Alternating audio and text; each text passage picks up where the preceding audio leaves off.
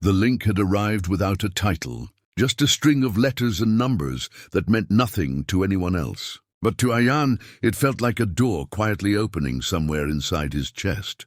He stared at it for a long time before clicking. The video began without music, just the soft hum of wind and the distant sound of traffic, like a city breathing in its sleep.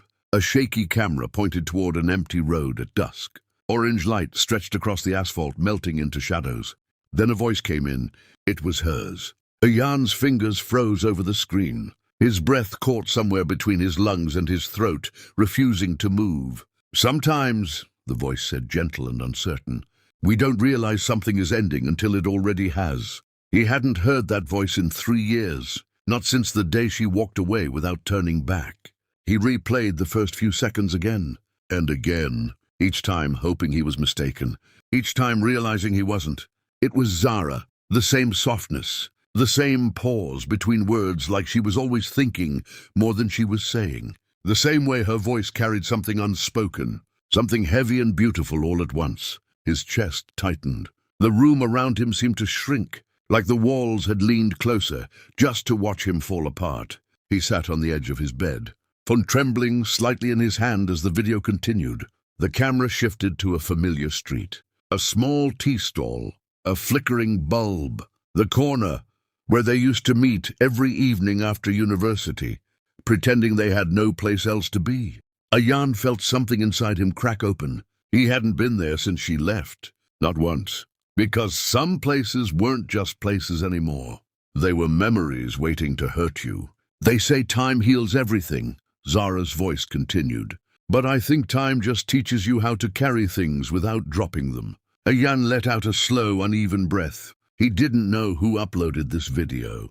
There was no name he recognized, no description, just silence beneath it, like the world hadn't discovered it yet. Or maybe it was meant only for him. That thought made his heart race. He leaned forward, elbows on his knees, eyes fixed on the screen like it might disappear if he blinked. The video cut to a park. Their park. The old bench was still there, worn and slightly broken on one side. He remembered how she used to complain about it, then refused to sit anywhere else. Because, she said, imperfect things felt more honest. A faint laugh escaped his lips, but it died quickly, turning into something heavier. Regret. The kind that didn't scream. The kind that just stayed. "I used to believe love meant staying," Zara said. "But sometimes love means leaving. Before you become someone you don't recognize." Ayaan closed his eyes. That sentence hit harder than anything else, because he knew. He knew exactly when everything started breaking. It wasn't one big fight. It wasn't one mistake. It was 100 small things he ignored. Late replies, missed calls, choosing work over her again and again, thinking she would always understand, thinking she would always be there. Until one day she wasn't. "I waited for you," her voice continued, softer now. "Not for a day, not for a week. I waited until waiting started to feel like losing myself." Ayaan pressed his hand against his chest, as if he could physically stop the ache spreading through him. He remembered that night. She had stood in front of him, eyes filled with something he refused to see back then. Not anger, not even sadness. It was exhaustion. "I can't keep asking you to choose me," she had said quietly. And he had laughed it off, not because it was funny, but because he didn't understand the weight of what she was saying. He thought love was permanent. He thought she was permanent. The video paused on the empty bench, the sky now darker, the streetlights flickering on one by one. "I'm not angry at you," Zara said. "I never was." Ayaan felt his throat tighten. "Some people come into your life to stay," she continued, "and some come to teach you something you weren't ready to learn." A tear slipped down his cheek before he could stop it. He wiped it away quickly, almost embarrassed, even though no one was there to see him. But he knew. He knew what she had been trying to teach him. To listen, to be present, to love someone not just with words but with time. And he had failed, not because he didn't love her, but because he thought love didn't require effort. The video shifted again. Now it was her, for the first time, standing by the sea, wind pushing her hair across her face.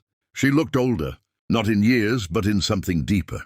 Like life had carved quiet strength into her. Ayaan leaned closer, his heart pounding. She looked into the camera, and for a second, it felt like she was looking directly at him. "I don't know if you'll ever see this," she said. His breath stopped. "But if you do, I hope you're happy." The simplicity of those words hurt more than anything else. No blame, no accusation, just hope. "I hope you found the version of yourself you were always running from," she continued. "And I hope you don't make the same mistake again." Ayaan let out a broken laugh, shaking his head slightly. Too late. That mistake had already cost him everything. The video grew quieter, the sound of waves filling the space between her words. "I loved you," she said finally, "in a way that changed me." Ayaan's eyes blurred. "And maybe that's enough." The screen faded to black. No music, no ending, just silence. Ayaan sat there long after it ended, staring at his reflection in the dark screen. He didn't recognize himself, not because he had changed, but because he hadn't. That was the problem. 3 years had passed, and he was still the same man who thought love would wait forever. Still the same man who chose everything else first. But now there was no one left to... Wait, he opened the video again, his fingers moving instinctively. Then he noticed something he hadn't before. A small line of text beneath it. "Uploaded 2 days ago. Location tagged. A city not far from his own." His heart skipped. For the first time since the video started, something else replaced the pain. Possibility. He stood up slowly, his mind racing. Was she still there? Was this a coincidence? Or was it meant to be found? He grabbed his keys without thinking. For once in his life, he didn't overanalyze. He didn't hesitate. Because now he understood something he should have understood years ago. Love doesn't wait. But sometimes life gives you one last chance to run toward it instead of away. The drive felt endless and too short at the same time. His thoughts kept circling back to her voice, her face, the way she had said those final words. "I hope you're happy." He wasn't. Not without her. When he finally reached the beach, the sky was already dim, painted in deep blues and fading gold. The waves looked the same. The wind felt the same. But everything inside him was different. He stepped onto the sand, his heart beating so loud it almost drowned out the sound of the sea. And then he saw her, standing near the water, just like in the video.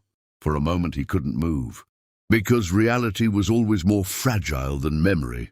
But then she turned, and their eyes met.